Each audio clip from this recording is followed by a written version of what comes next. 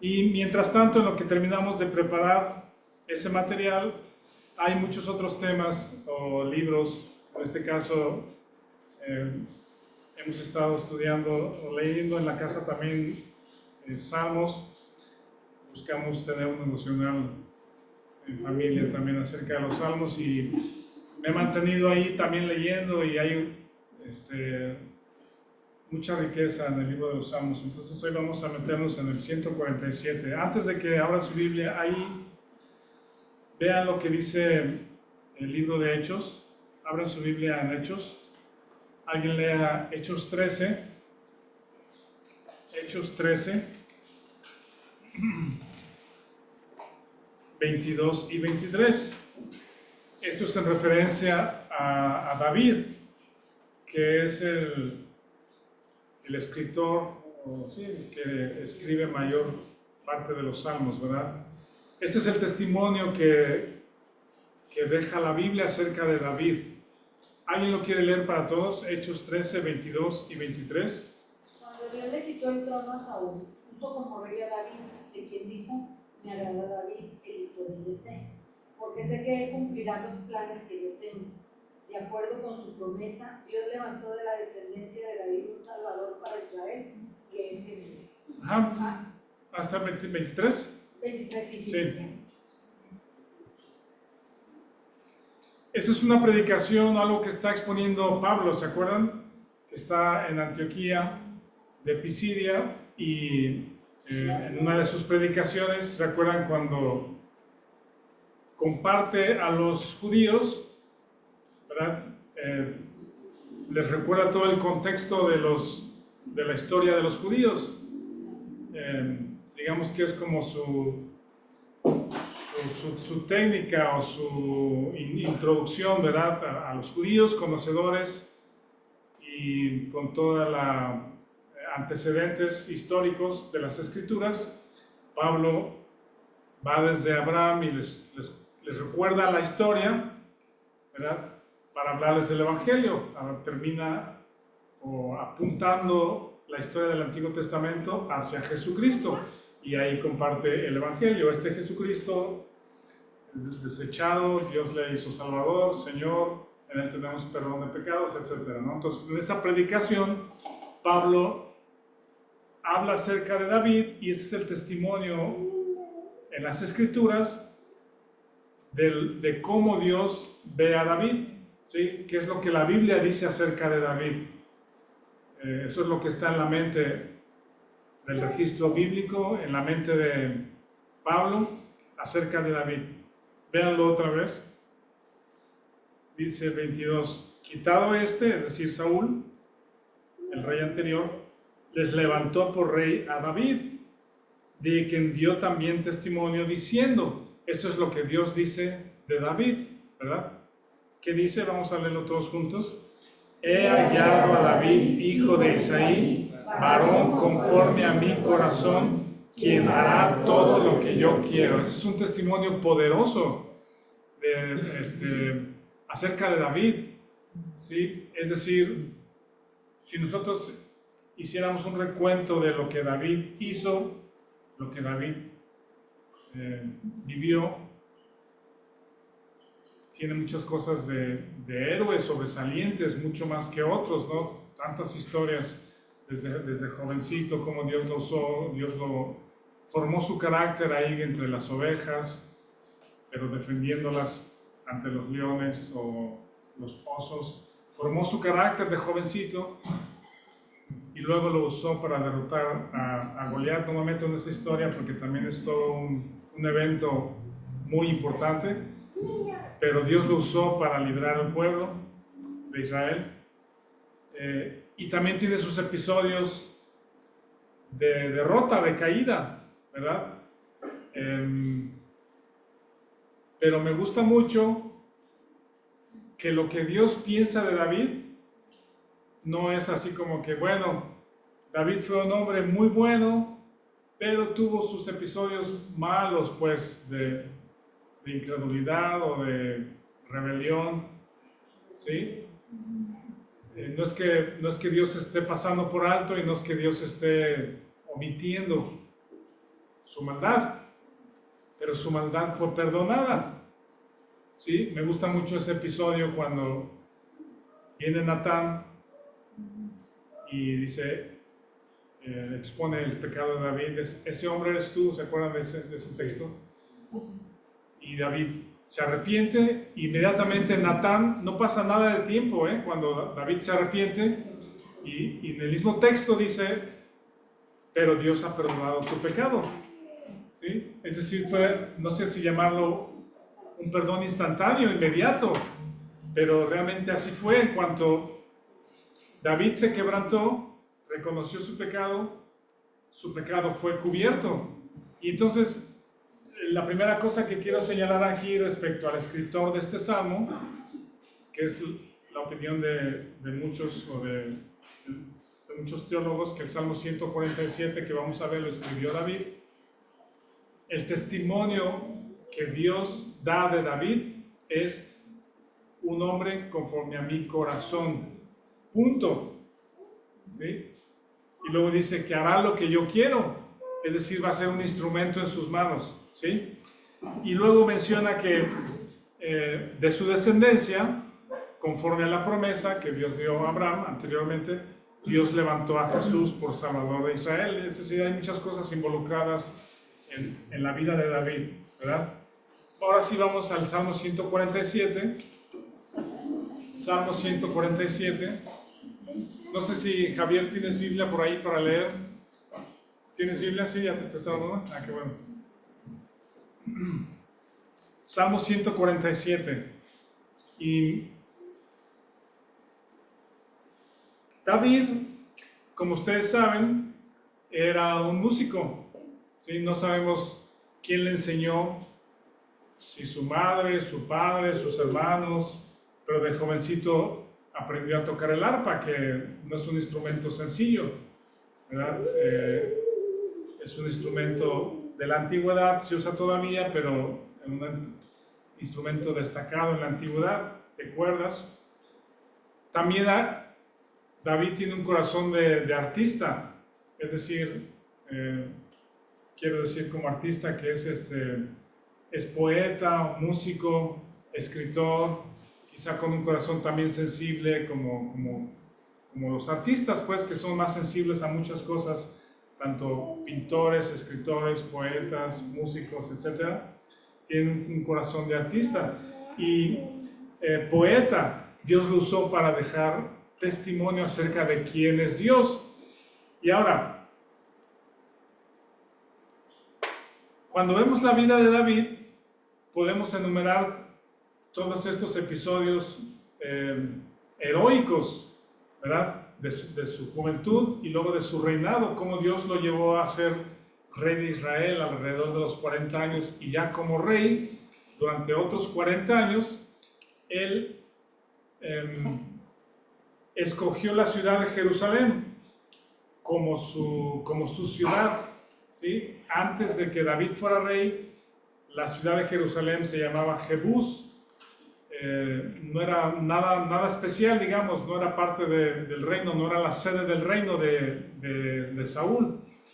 Pero cuando David llegó a ser rey, él seleccionó la ciudad de Jerusalén o la ciudad de Jebús y se llamó luego la ciudad de David. Fue conocida como la ciudad de David, con todo su esplendor. La ciudad de Jerusalén está sobre una cima, una montaña, un monte, quiero decir, destaca, y ahí él construyó la sede de su reino, y eventualmente él quería construir el templo. Dios no se lo permitió. ¿Y quién lo construyó después? Salomón, su hijo Salomón, ¿verdad? Pero le dejó todo preparado para que Salomón lo construyera. Esa ciudad de David, la ciudad de Jerusalén, es mencionada en este Salmo 147. Pero dentro de todo lo destacado de la vida de David, quiero que reflexionen en esto. David fue un hombre que en lo privado, en lo secreto, en la cámara, en su recámara, fue un hombre afligido. Fue un hombre afligido. ¿Sí? De entre todas las palabras claves del libro de Salmos, encontré estas: piensen en estas son como palabras claves que destacan en todos los salmos, son de las que más se repiten. Se repite la palabra justo, refiriéndose a una persona que es recto de corazón, ¿sí? Tiene un corazón recto, es justo en lo que hace justicia. También está la palabra íntegro. En todos los salmos aparece la palabra íntegro, una persona que es íntegro de corazón. También aparece, como en el contraste, la palabra malvado, y habla del íntegro, del justo, pero también del malvado y del camino de ambos, ¿verdad? Habla de iniquidad, de pecado, pero vean esto, también una palabra que destaca mucho es la oración, el clamor, el invocar a Dios, el suplicar, el clamar. Esta palabra la repiten muchas veces en los salmos. Habla de alabar, o de también adorar o cantar, cántico. Habla mucho de temor, habla de que Dios es mi refugio, habla de esperar en Él, habla mucho acerca de Dios como mi Salvador. Él es el que salva, Él es el que salva, Él es mi Salvador, tú eres el que vienes al rescate. Y también habla de liberar. Vean este salmo, el Salmo 102, y todavía no nos metemos al 147, pero vean el Salmo 102. Es como que introduciéndonos al 147, pero vean el 102.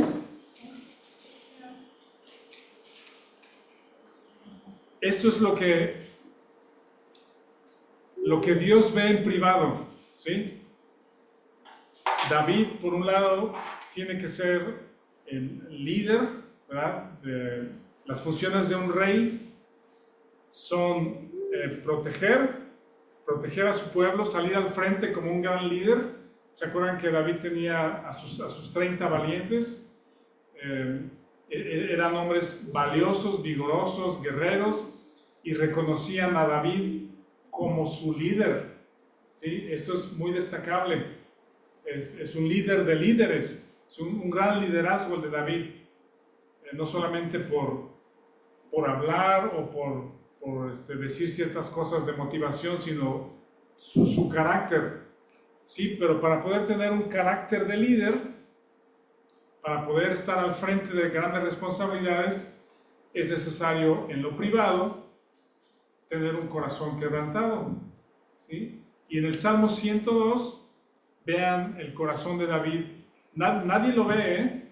Es algo que está en lo privado. Después se hace público, digamos, que en los escritos, pero dice, Salmo 102, dice: Jehová, escucha mi oración, llegue a ti mi clamor, no escondas de mí tu rostro en el día de mi angustia, inclina a mí tu oído, apresúrate a responderme el día que te invocare, porque mis días se han consumido como humo, y mis huesos cual tizón están quemados. Mi corazón está herido y seco como la hierba, por lo cual me olvido de comer mi pan.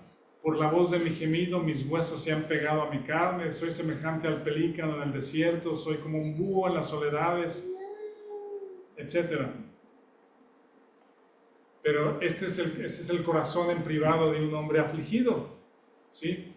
Y no es que David tuviera dos caras, ¿sí? No es que fuera hipócrita, sino al contrario, para poder salir a la calle fortalecido por Dios, para cumplir con su responsabilidad de proteger, proveer, ¿sí? Liderar a su gente, ¿sí? Cuidarlo de los ejércitos invasores, proteger, liderar, cuidar, proveer, las funciones de un rey. Para poder hacer eso en fortaleza, tiene que estar en lo privado quebrantado y angustiado, ¿sí? No es que sean dos David, sino en lo privado delante de Dios estoy quebrantado, necesitado, angustiado. Y hay muchos salmos como este, como el Salmo 102, ¿sí? Donde dice Dios, no tardes en responderme, ¿cómo se llama? Se me olvidó el Salmo 40 que cantamos. Pacientemente esperé a Jehová, se inclinó a mí y oyó mi clamor. ¿Vale? Y ahora vean, después de estar en lo privado, angustiado y afligido, el Salmo 103, ahí enseguida, expresa el alivio o expresa la forma en que ha conocido a Dios, la forma en que la aflicción le llevó a conocer a Dios. El Salmo 103 dice, del 1 al 5, bendice alma mía a Jehová, y bendiga todo mi ser su santo nombre. Bendice alma mía a Jehová, y no olvides ninguno de sus beneficios. Él es quien perdona todas tus iniquidades, el que sana todas tus dolencias, el que rescata del hoyo tu vida, el que te corona de favores y misericordias, el que sacia de bien tu boca, de modo que te rejuvenezcas como el águila. ¿Sí lo ven? ¿Sí? Para poder estar al frente de sus responsabilidades, digamos, con poder, con liderazgo, con actitud, con fuerza, ¿verdad? Requieres estar afligido y clamando en lo privado. Ahora sí vamos al 147.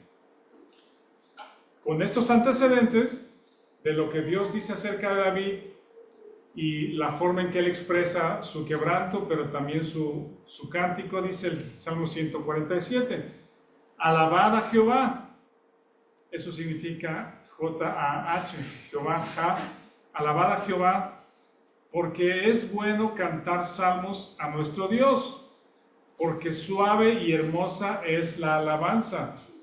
Miren, la alabanza no necesita música.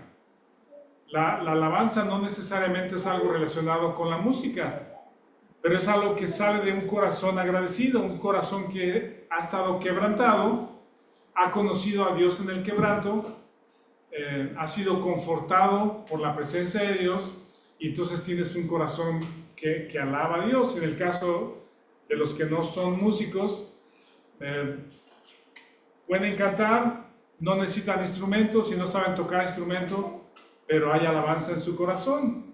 En el caso de David, que sabe tocar un instrumento y es poeta, pues lo expresa de esa manera. Puede escribir salmos, puede escribir líneas poéticas para expresar su alabanza, ¿sí? Pero la alabanza brota esencialmente de un corazón agradecido y un corazón quebrantado delante de Dios. Y dice, es bueno cantar salmos porque suave y hermosa es la alabanza. Eso me gusta porque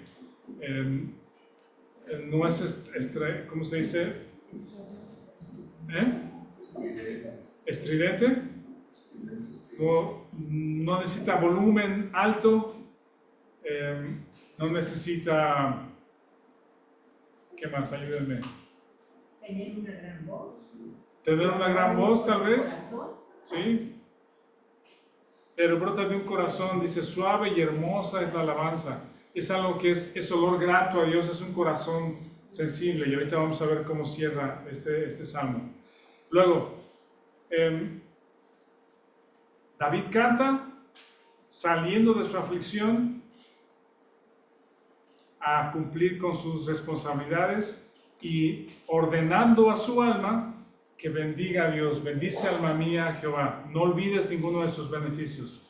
Luego el número 2, Salmo 147, versículo 2, dice, Jehová edifica a Jerusalén, a los desterrados de Israel recogerá. Esto parece como una profecía, una anticipación a cuando los judíos son llevados cautivos, ¿no?, a Babilonia.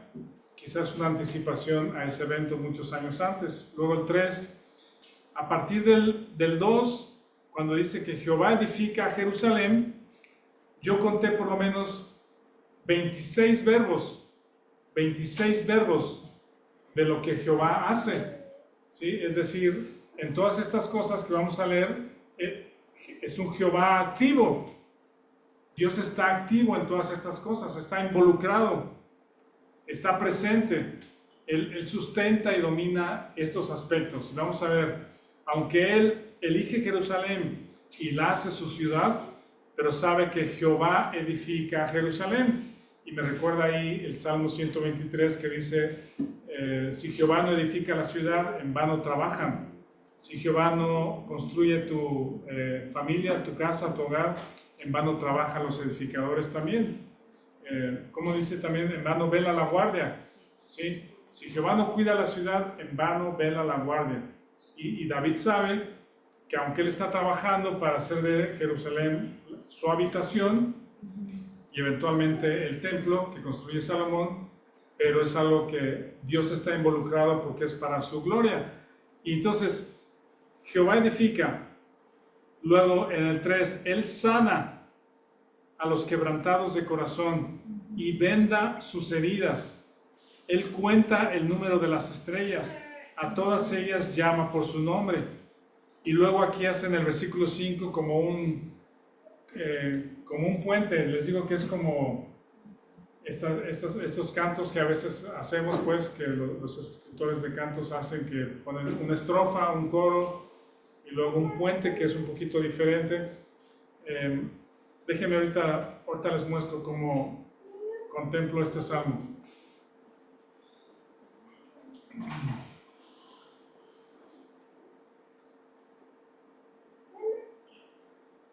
El ser humano, tú y yo, ocultamos muchas cosas, ¿sí?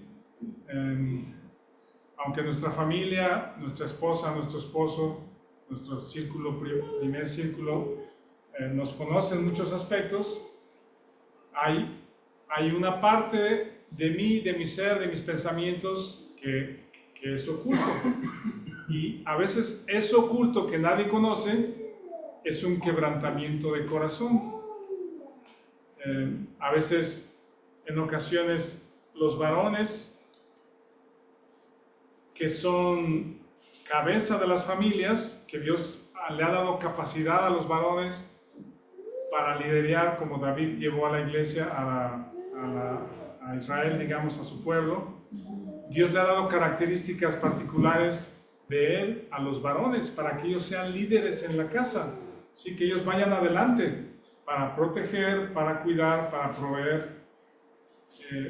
Pero muchos varones no llevamos a cabo esa función porque tenemos un corazón quebrantado, no tenemos la fuerza, ¿sí? para ir adelante, para levantarnos y para ser sabios. Un corazón quebrantado, Dios sí lo ve. Dios sí ve tu corazón quebrantado. Por ahí hay algunos libros, no sé si aquí tenemos, que hablan acerca de la hombría, ¿sí? Cómo se desarrolla esa hombría, y le llama hombría justamente a esas características o cualidades de ser un líder espiritual en la casa y para proteger y cuidar a la familia.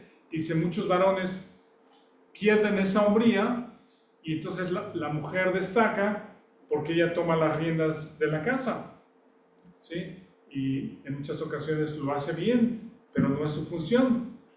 Y demerita al hombre cuando el hombre no puede proveer, cuando el hombre no sabe tomar decisiones, cuando el hombre está confundido y no sabe qué decisiones tomar respecto a la vida y cómo llevar, hacia dónde conducir a su familia. Hay mucha confusión en los hogares y la hombría del varón es demeritada, ¿sí? Hay mucha confusión y hasta destrucción de las familias por esa causa, por esa razón. El corazón quebrantado, dice, Dios sana al quebrantado de corazón y venda sus heridas. Y ahora vean este contraste en el versículo 4, vamos a leerlo todos juntos. Versículo 147, 4. Él cuenta el número de las estrellas, a todas ellas llama por sus nombres. ¿Ven el contraste? Se va de lo oculto que nadie conoce, ¿sí? Que solamente tú conoces tu quebranto y tu dolor, tu ansiedad, aflicción, depresión, tristezas, pero Dios lo ve y cuando tú acudes a Él, Él lo sana y te venda, hablando de restauración. Y luego se va a hablar acerca de las estrellas. estaba leyendo que si tú te sentaras, por ejemplo, una noche en un cielo despejado, si tú te sentaras toda una noche a contar las estrellas, supongo que alguien ya lo ha hecho, pero porque hay varios registros acerca de esto. Dice, pudieras contar entre 2.300 y 4.500 estrellas. Una persona toda la noche, ¿sí? ¿Has intentado contar estrellas? ¿No? Es muy complicado, no sé. Y a simple vista, no estoy hablando de telescopios, sino a simple vista, imaginen una persona que solo se dedique ahí toda la noche, alcanzaría a contar unas 2.300 a 4.500 estrellas, y son muchas. Y alguien dice, si varias personas se juntaran y contaran estrellas diferentes en una noche, tal vez pudieran contar más de 9.000 estrellas. ¿Sí? 9.000 estrellas a simple vista. Pero los astrónomos, con todos estos telescopios y estimaciones, saben que el telescopio Hubble se dedicó por 12 días seguidos a observar solamente una porción del cielo, ¿sí? Seleccionaron una porción limitada del cielo por 12 días y descubrieron que ahí había más de 10.000 galaxias, más de 10.000 galaxias, galaxias similares, más grandes o más pequeñas, pero similares a la Vía Láctea, donde habitamos nosotros, ¿verdad? Donde está nuestro sistema solar. Y entonces los astrónomos estiman que solo en la Vía Láctea hay más de 100.000 millones de estrellas.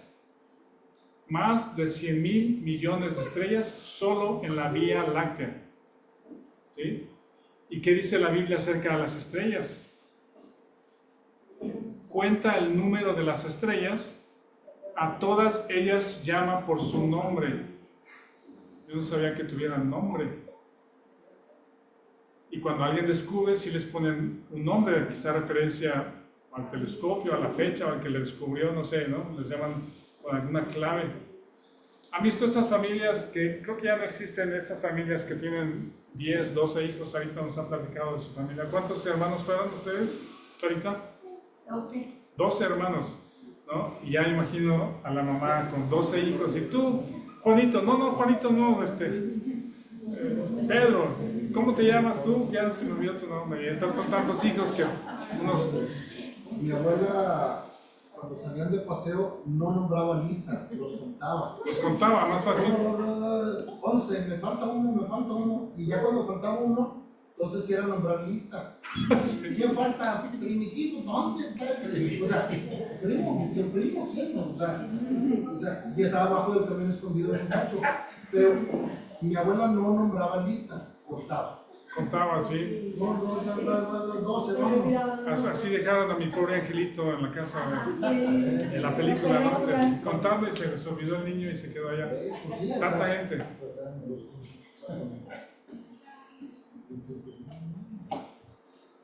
Si en nuestra Vía Láctea los astrónomos científicos estiman que hay más de 100.000 millones de estrellas, y el Hubble y otros telescopios potentes estiman que hay más de 100.000 millones de galaxias, es una multiplicación muy grande. La realidad es de que el número de estrellas es desconocido debido a la inmensidad del cosmos y las limitaciones del ser humano a pesar de los grandes instrumentos para poder observar todo el cosmos. Y la Biblia dice que los cielos cuentan la gloria de Dios. Los cielos cuentan la gloria de Dios. Los científicos dirían, es un gran desperdicio de espacio, ¿verdad? Si solamente de entre tantas galaxias y tantas estrellas el planeta Tierra es el único habitado, qué desperdicio de espacio. Pero es que no están viendo quién está detrás de todo eso y la razón de la creación. Es para que tú puedas ver que ante el Dios donde derramas tu aflicción y tu quebrantamiento en privado, es el Dios que conoce lo oculto de tu corazón y es el mismo que conoce el nombre de todas las estrellas que Él ha creado. A todas llama por su nombre, las cuenta y las llama por su nombre. Ese es tu Dios.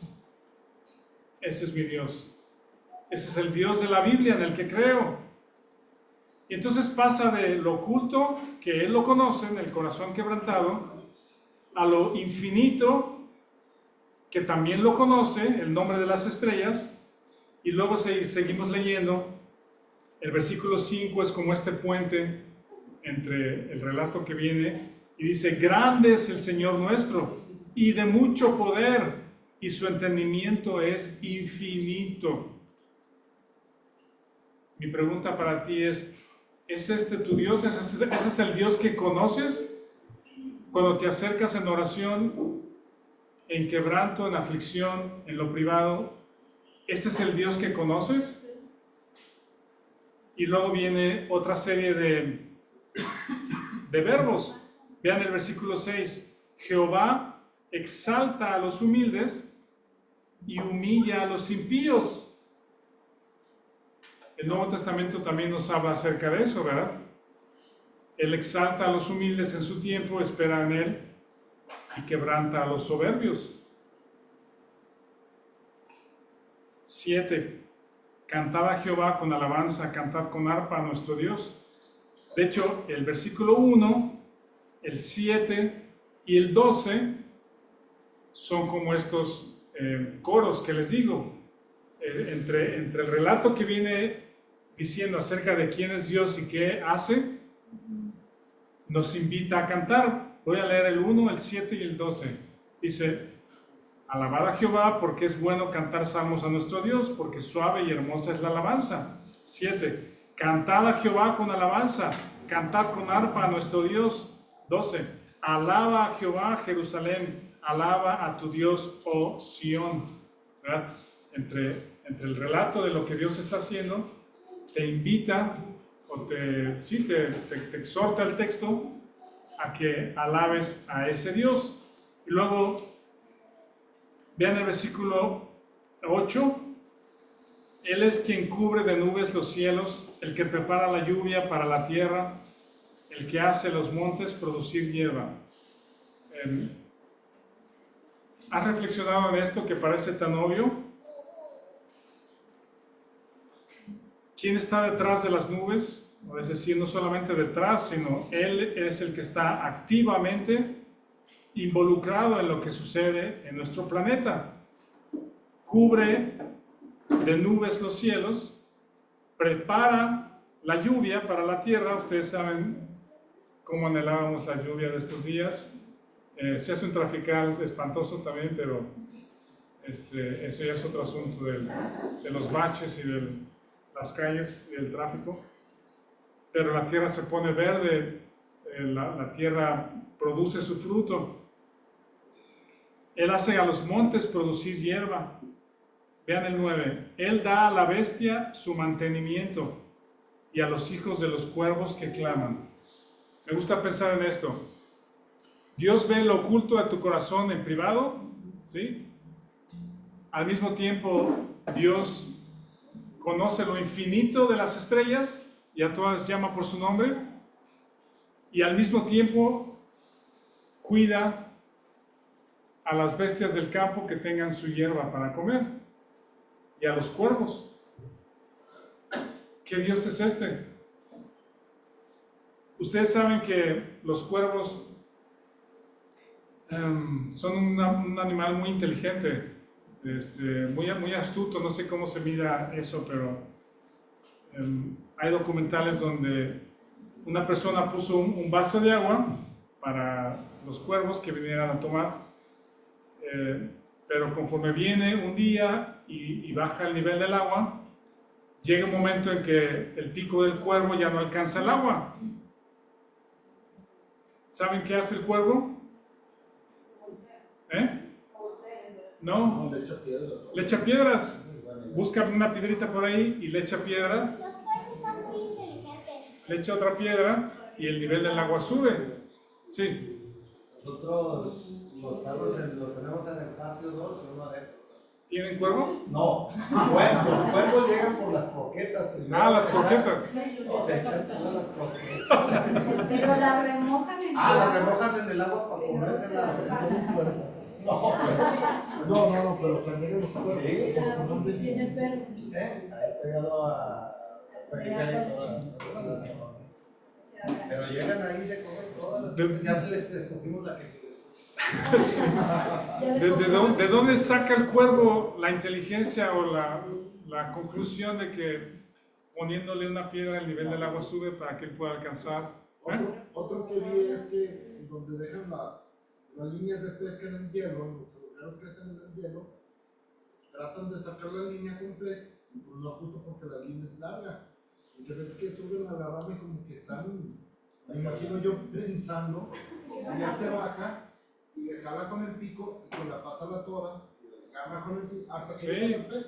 Hay otro Y que se jamban el pez. sí, siguen con la cámara al cuervo y el cuervo está tratando de abrir o de romper una nuez, ¿verdad? Una nuez entera con cáscara, y está picando y no puede. Entonces el cuervo agarra la nuez, sube a una línea de cables, a los cables, arriba de una calle, se está la calle y sube y la tira, sí, pero no se rompe. Y el cuervo no la tira para que se rompe, sino para que los coches cuando pasen la rompan. Entonces está esperando el cuervo y la nuez pasa un coche y la rompe, entonces el cuervo baja y ya que no pasa carros va y agarra la nuez y come de la nuez.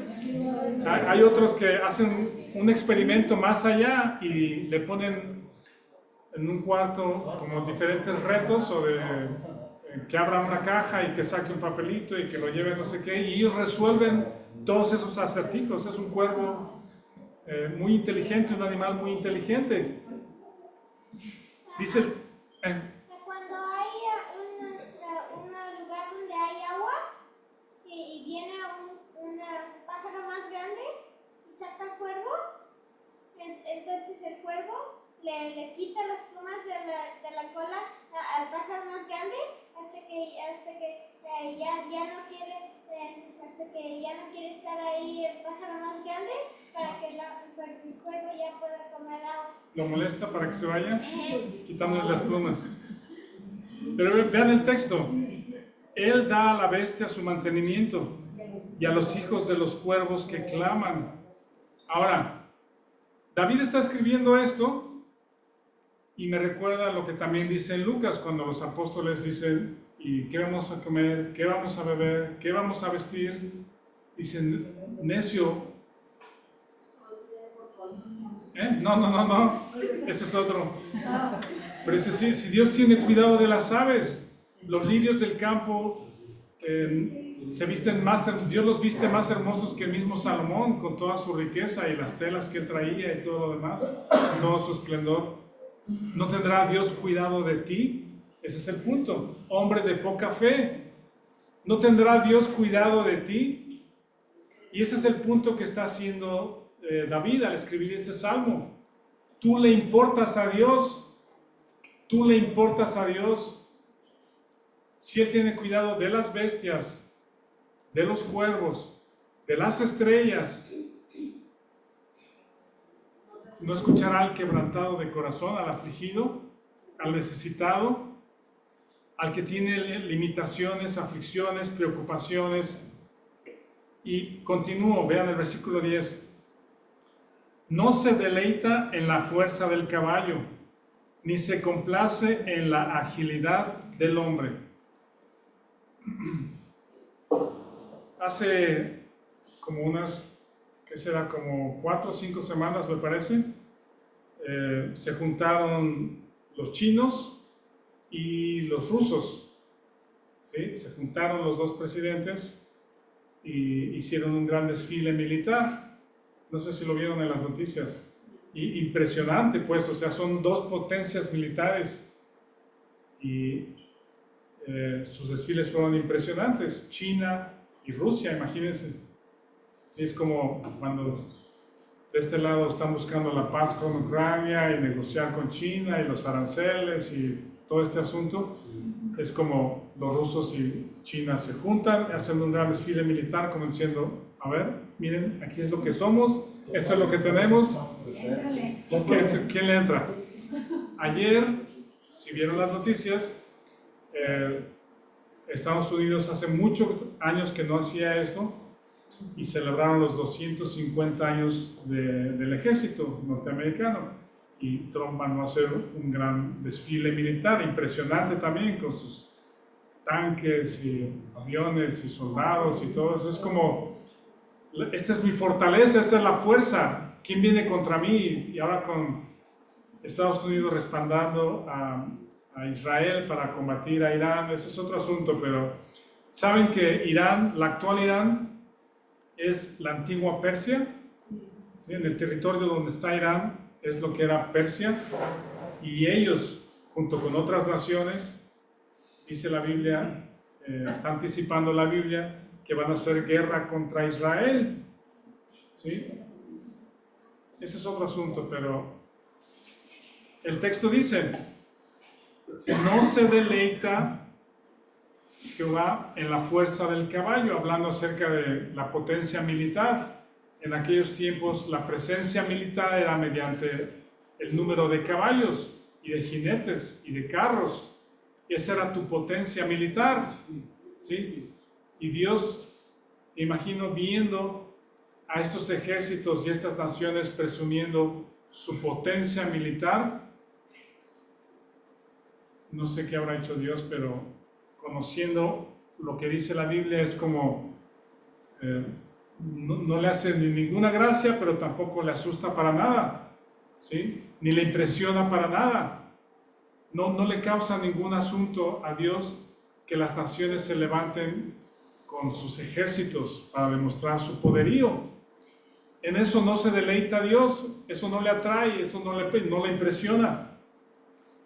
Dice, ni se complace en la agilidad del hombre. En otra traducción habla acerca de la agilidad de las piernas del hombre, ¿sí? Una agilidad para correr, para moverse, no sé, con la espada, con el ejército, con el escudo, etc.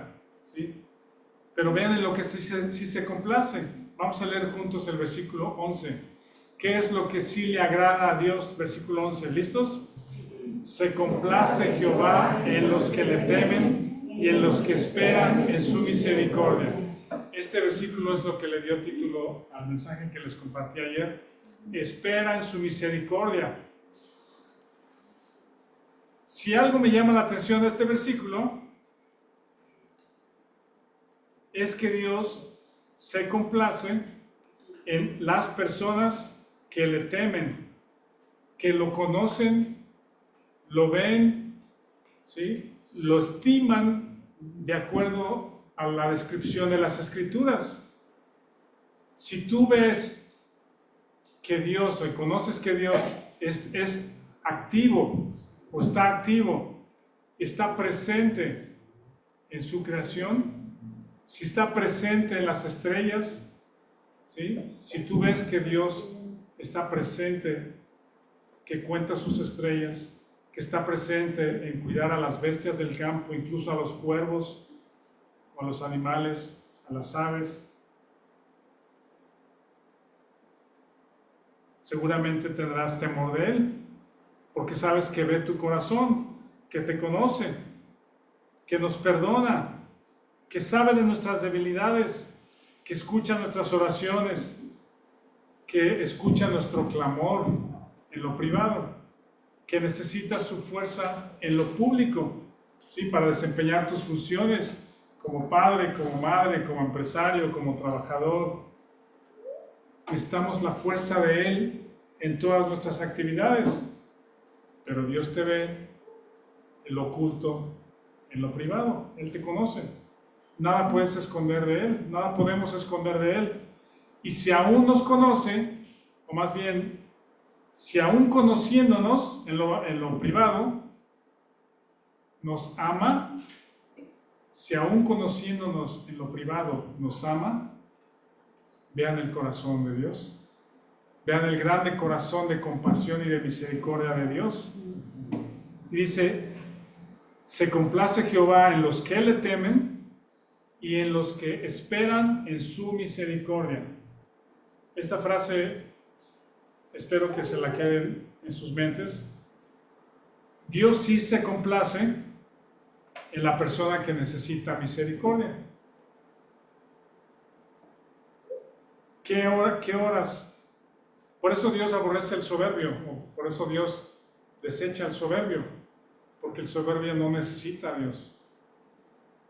El soberbio puede con su fuerza, puede con sus caballos, puede con sus piernas, puede con su sabiduría, ¿sí? Y lucha y logra ciertas cosas con su propia fuerza, pero eso no impresiona a Dios. No ganas nada delante de Dios con tu propia fuerza. Pero ¿qué tal la oración de David, afligido, necesitado, clamando? Y el testimonio en Hechos de David dice, es un hombre conforme al corazón de Dios. Dios amó a David, perdonó su pecado porque David se arrepintió. Y el testimonio que queda de David es que es un hombre que es el conforme al corazón de Dios y que hace todo lo que Dios le ha mandado o le va a mandar a hacer. Si Dios se complace en el que espera su misericordia, entendemos entonces que Dios te va a poner en aflicción para que necesites misericordia, para que veas tu debilidad, para que veas tu necesidad de Él. Dios nos mete en grandes pruebas y esas pruebas, me parece a mí, que a veces son como cíclicas. ¿Sí? No sé el periodo, no sé cada cuántos años Dios haga esto, pero cada semana. Alguien dice, ya no se siente lo duro, sino lo tupido, ¿verdad? Que viene un problema y otro problema y otro problema y ahora viene otro problema y a veces puedes solucionarlo, a veces puedes hacer algo para solucionarlo, mover aquí, mover allá, dentro de lo que tienes capacidad, de lo que se puede, pero hay otras donde no hay nada que hacer, no puedo hacer nada, ¿sí? Se lo entregas a Él exactamente. Y cuando de rodillas, en lo privado, le dices, Dios, si crees que puedo hacer algo, dame entendimiento de qué puedo hacer para, con la sabiduría, las fuerzas, la inteligencia, los medios, hacerlo. Pero también necesito tu misericordia, pues, ¿sí? Necesito tu misericordia. Y en ese momento, o en esa situación, según este texto dice, se complace Jehová en los que esperan en su misericordia. Casi pudiera decir que cuando tú estás en lo privado pidiendo afligido su misericordia, no sé si hay una sonrisa, no una sonrisa, pero una... En el rostro de Dios, no quiero inventar algo, decir algo que no sea correcto, pero Dios se complace cuando estás necesitado, como un rostro de complacencia.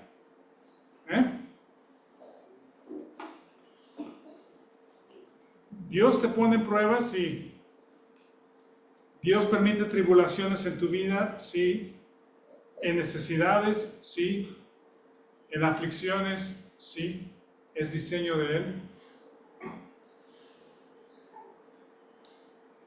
No sé si la próxima semana podamos ver este texto, pero Dios dice, habíamos leído también, dice, a Esaú aborrecí y a Jacob amé. ¿Sí? Este par de gemelos, ¿se acuerdan de la historia? Jacob y Esaú. Esaú fue un hombre autosuficiente. No necesitaba a Dios. Si tenía hambre, él salía y iba de casa, iba de cacería y traía su comida. Sí, fue un hombre que aprendió a domar de alguna manera a los animales, autosuficiente, fuerte, cazador. menospreció la primogenitura, ¿verdad? No le dio valor a la promesa del primogénito para que fuese, ¿cómo se llama? Que de él naciera la nación de Israel.